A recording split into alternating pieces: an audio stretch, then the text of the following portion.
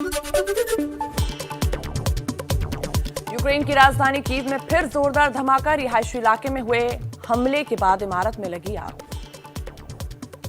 राजधानी कीव पर कब्जे की कोशिश में जुटी रूसी सेना। कीव समेत यूक्रेन के कई बड़े शहरों में बज रहे हैं सायरन। कीव की तरफ तेजी से बढ़ रही है रूसी सेना। हवाई हमलों के साथ अब जमीन के रास्ते रूसी फोर्स कीव में घुसने की कवायद में जुटी। यूक्रेन के 2 शहरों में रूस का हमला।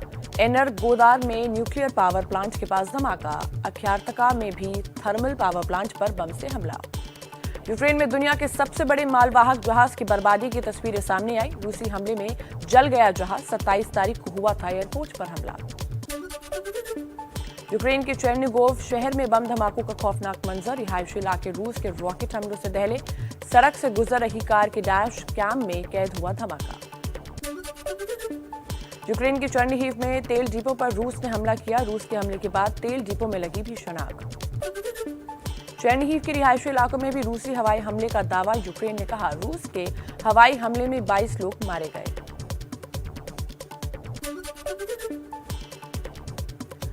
यूक्रेन के खार्किव शहर की खौफनाक तस्वीरें। पूरा शहर रूस के हमले में उजड़ चुका है। चारों तरफ दिख रहे तबाही के निशान।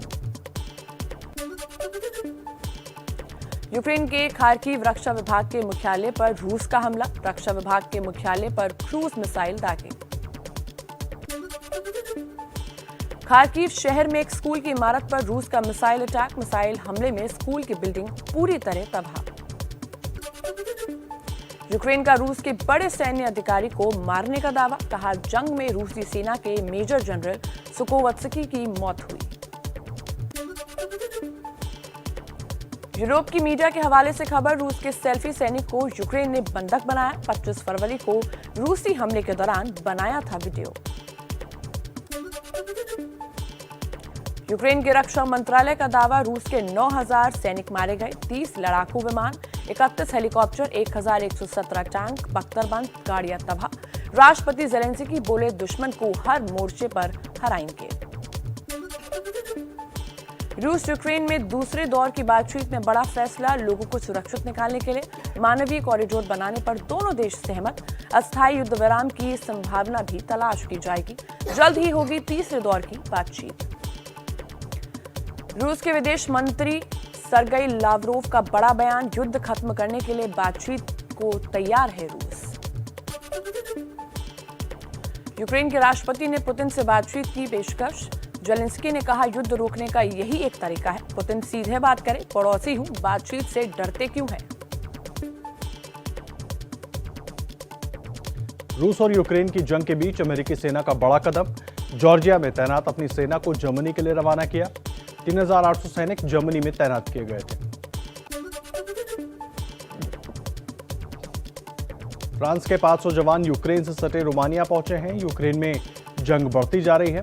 फ्रांस ने पिछले हफ्ते ही यूक्रेन के आसपास के देशों में नेटो सेनाओं के साथ अपनी सेना रोमानिया भेज दी है।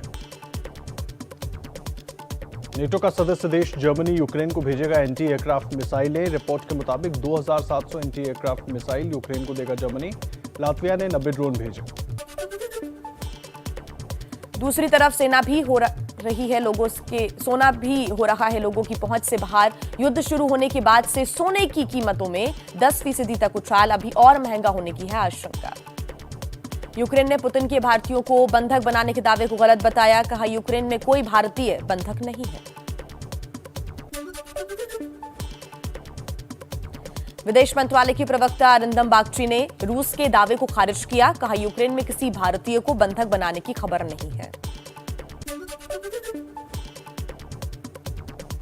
यूक्रेन के सुमी शहर में अब भी फंसे हैं 700 से ज्यादा छात्र। एबीपी न्यूज पर बताई आप बीती।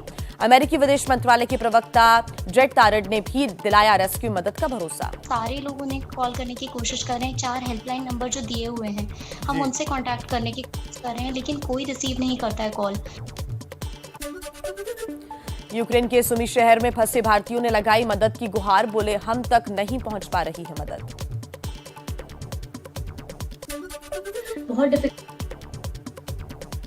ट्रेन नहीं मिलने पर खार्किव से 1700 भारतीय छात्र रूस की तरफ पैदल ही निकले। अपना सामान सड़कों पर छोड़ा। पैदल 20 किलोमीटर की दूरी तय की। ट्रेन में यूक्रेन के नागरिकों को दी जा रही है प्राथमिकता। यूक्रेन में फंसे भारतीयों को सुरक्षित देश लाने का सिलसिला है जारी। भारतीय छात्र निर्देश दोषी कई मुश्किलों का सामना कर सही सलामत लौटे। युद्ध भूमि से मातृभूमि तक के सफर में निर्देश के साथ रहा एबीपी न्यूज।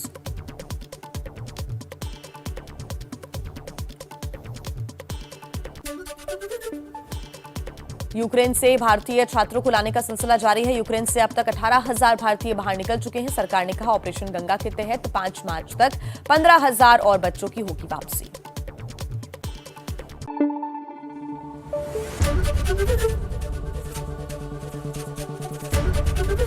एबीपी न्यूज आपको रखे आगे।